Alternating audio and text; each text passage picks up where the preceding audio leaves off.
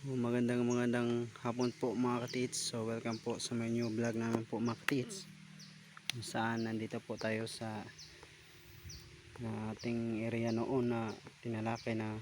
So pangalawa na po ito mga katits.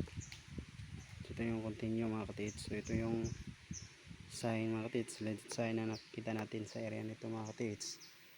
So ang ating makikita, ito yung heart shape siya mga katiits. So kung mapapansin natin, maganda siya pagkagawa talaga. Ito yung matulis niya yan. So tingnan natin, let's get started mga katiits. So buo siya mga katiits. So hiniwa talaga mga katiits. So man-made talaga yan, hiniwa siya mga katiits. At yung yun, may point niya nun pa doon, papunta doon. So hindi pa po yun napuntahan ko. So ito yung may butas tayo dito mga katiits. Ito sa gilid niya, ito yung matulis niya mga katiits, kung saan doon siya nakaturo sa may hiwa-hiwa ng bato mga katiits. So ang ating heart mga katiits, ito yun na may hole tayo dito, may dot. Ito hiniwa-hiwa siya mga katiits. Ito yan, at napakalaki ito. So nagrepresent po to ng creek mga katiits, at may malalim na dot dito din. So kasi may sapa doon, at may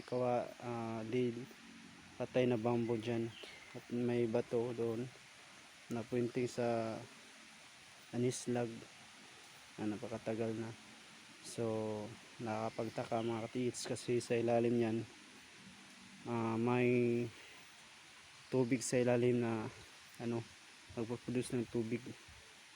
So papansin natin na may butas talaga sa ilalim ng bato. So may cave dyan, natabunan siya mga katiits. Yan po mga katiits. So may counter sign din doon, patulad nito mga katiits, na hiniwa-hiwa siya, at may X doon. So tingnan po natin mga katiits ang kanyang matulis ito. So magandang pagkahiwa talaga mga katiits, man-made po talaga. So puntahan po natin dito mga katiits. 1 meter lang po ang kanilang distance mga katiits. So atrasan, backward po tayo mga katiits. Tingnan natin. Yan po. So ito na po yung mga katiits. So para siyang pako, wings ng ibon. Parang wings ng ibon mga katiits. So hiwa-hiwa siya mga katiits. Yung parang pako siya mga wings siya mga katiits. Yan ang kanyang sa ilalim mga katiits. So normal siya talaga. Itong unang hiwa mga katiits, pangalawa mga katiits, ito yun. So may distance lang nila mga parang lang, isa't kalahati na roller mga katiits. At dito na hiwa-hiwa siya mga katiits. Yan. So mapapansin natin yan. Ito, bilangin natin ang hiwa. 1, 2, 3, 4, 5, 6, 7. Pitong hiwa mga katiits. Yan. Hindi siya nalinisan mga katiits. Linisan muna natin. Yan. Yan siya mga katiits. Itong kaniyang wings mga katiits dito sa sa dulo na mga katiits. Nakaturo siya dyan sa may punong anislag na napakatagal na nanislag. Yan. So kung mapapansin natin mga katiits, sa doon ang kung iko-compass natin mga katiits, doon ang west. Sa doon ang west, dito ang north at dito yung south na malapit sa ano papunta doon sa may creek, at dito yung west sa east mga katids, sa east. So kung tingnan natin sa north mga katids, sa east yan naka ano yung puno ng east yan. So Bisaya pa yung mga katids, Subangan yan yung east. So, may anislag, nakaturo siya mga katids, yung matulis niya, kanyang matulis, yan ang heart natin, yan ang heart natin mga katids. At ito yung mga katids, yan ang ating wings na nakaturo doon. So kung pupuntahan din natin yung south mga katids, doon yung may cave sa ilalim ng bato at may tubig malapit sa creek. At ang yung bato, kasi yung bato may mga countersign na hiwa-hiwa at may X doon at may butas sa ilalim kasi may tubig doon sa ilalim kung mapansin natin, at may kahoy maturo yung bato. Kung sa north mga katids, may mapapansin din tayo dito mga katids. Ito yun,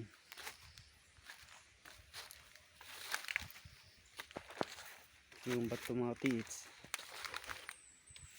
So yan, triangle siya mga katids, pyramid, katulad doon sa pinupost ko na pyramid mga katids. Parang tinaklap ng to mga katids, kasi kung mapapansin natin may mga alignment dito mga katids na mapapansin natin. So,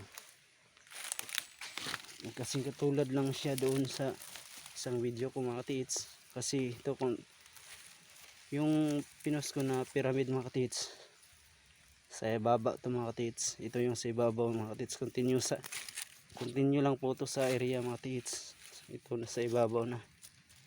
So kung mapapansin natin ito mga katids, na nakapagtaka mga katids, kasi halo lang siya mga katids, hindi solid. Ipoprove ko sa inyo mga katids. Yan, may hiwa dito mga katids, ito yung hiwa, ano, papunta siya dito mga katids, punta siya mga katids. Yan, ito continue siya mga katids, palikuran mga katids, at may mga hiwa-hiwa dito. Ito may mga hiwa-hiwa mga katids. So halo lang siya mga katids, ipoprove ko sa inyo mga katids. Label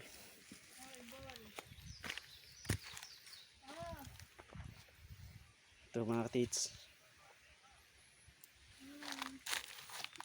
So dukdukin natin ano ng bato.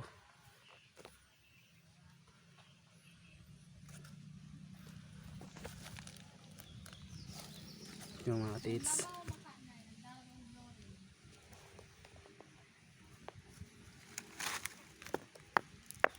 dito mga katids, solid siya sa ilalim. Ito dito mga katids, halo na siya mga katids, at dito rin.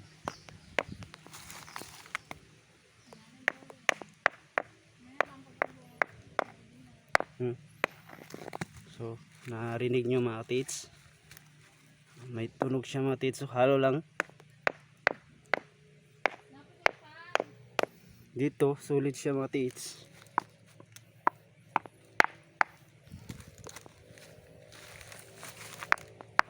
Solid siya sa gilid. So dyan talaga mga katids, sa gitna mga katids, sa gitna ng pyramid mga katids, mapapansin talaga natin na halo lang siya mga.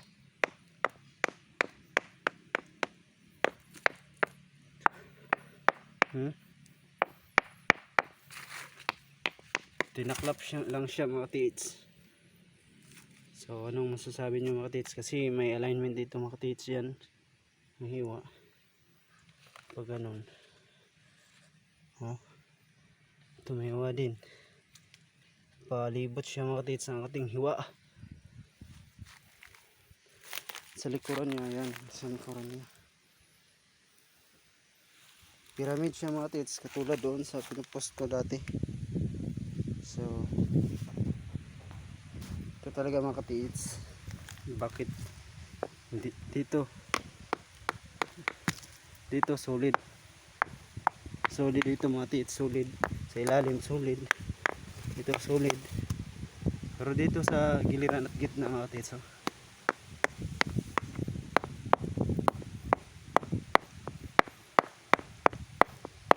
Hindi siya, hollow lang siya mga katiits. So ano masasabi nyo mga katiits? So at may mapapansin tayo dito mga katiits sa likuran niya. Para siyang kahoy mga katiits, puno. So hiniwa-hiwa talaga, hiniwa siya mga katiits. So para siyang puno mga katiits ang kanyang bato. Akala ko mga katiits puno to mga katiits. Puno ng kahoy or anislag siya mga katiits na puno, pero hindi pala mga katiits. May gorb pa siya dito mga katiits, oh.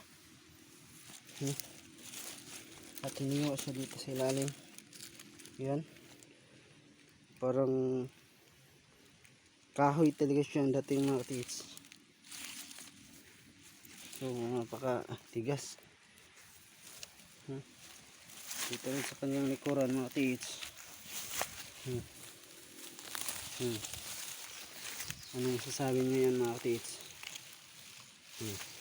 May butas dito mga katiits, dalawa. Yan, kahoy siya talaga mga katiits. At may hiwa pa dito. At dito hiwa, katulad doon may counter sign na hiwa. Papunta pa doon mga katiits. Yung bato na yan, hiwa-hiwa ng mga bato mga katiits. Ito.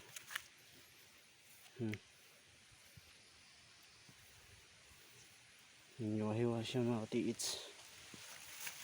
Papunta din sa ilalim, hiwa-hiwa siya.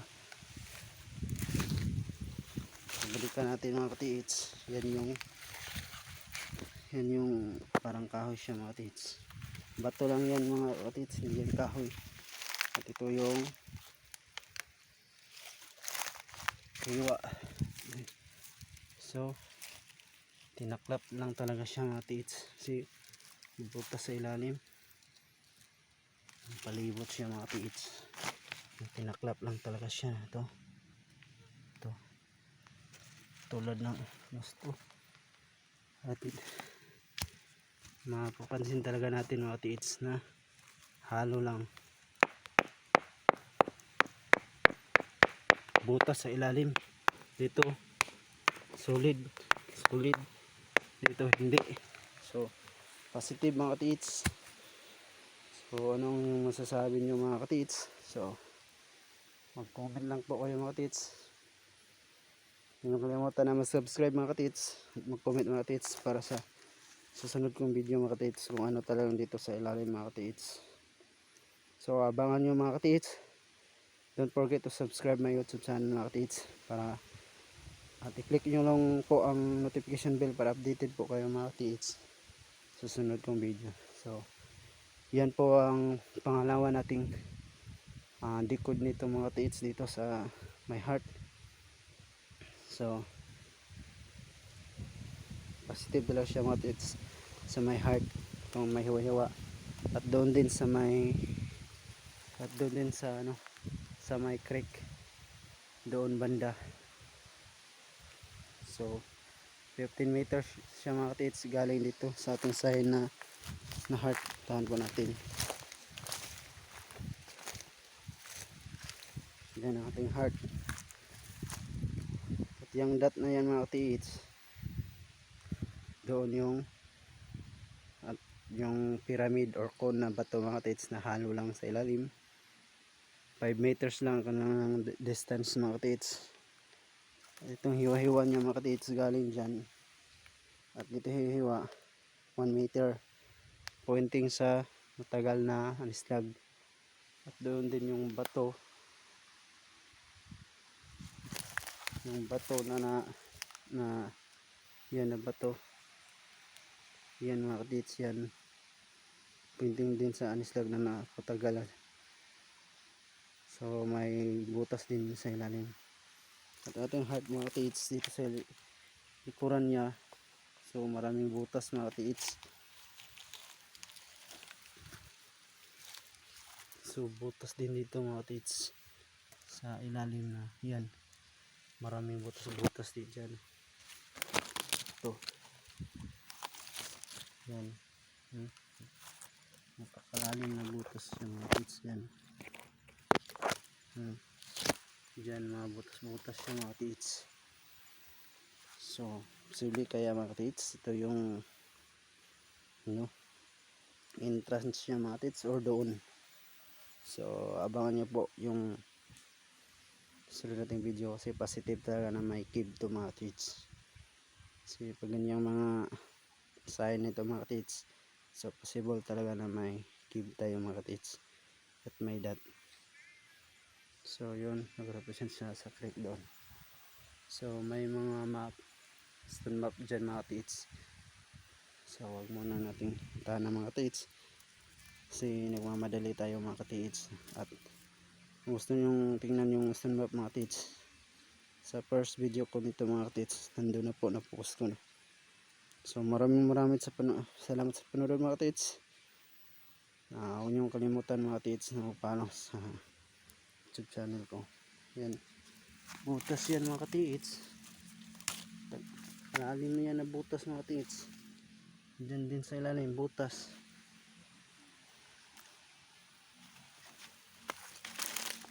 Yan, butas din yan.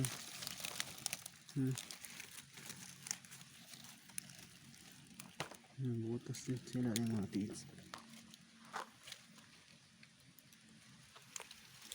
Diyan butas. Diyan butas. Diyan. Diyan. Ating butas doon.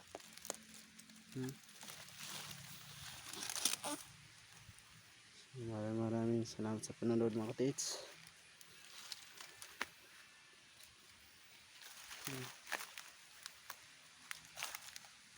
Ating butas dyan mga katiits. Pabutas na naman dito mga katiits. So haon muna tayo dito mga katiits kasi parang bibigay siya mga katiits. Kasi butas to sa puro butas siya mga katiits. Halo lang siya sa ilalim kasi mga katiits. Diyan din may butas. So dito sa inapakan ko mga katiits, pag ganunin natin para siyang down mga katiits. Baka bibigay ito mga katiits. So haon muna tayo. So maraming salamat sa panonood mga katiits. So yun lang po. So mag-subscribe lang po kayo mga katiits para sa susunod kong video nito mga katiits, makita nyo talaga mga katiits actual ko po na gagawin namin ito kasi busy pa yung mga kasama ko mga katiits. So balikan muna natin ito yung halo mga katiits. Yan lang.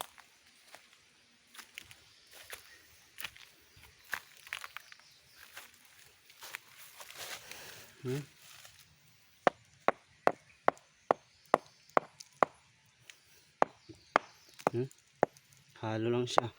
Dito solid na. Dito solid na siya mga katiits. Dito lang talaga. At dito bibigyan na siya mga katiits. Pag lalakasan natin na bibiyakin yan. Bibigyan lang yan. Kasi hindi masyado siya matigas.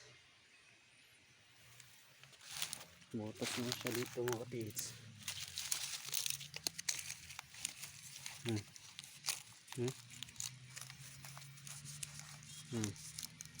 Butas lang siya mga katiits.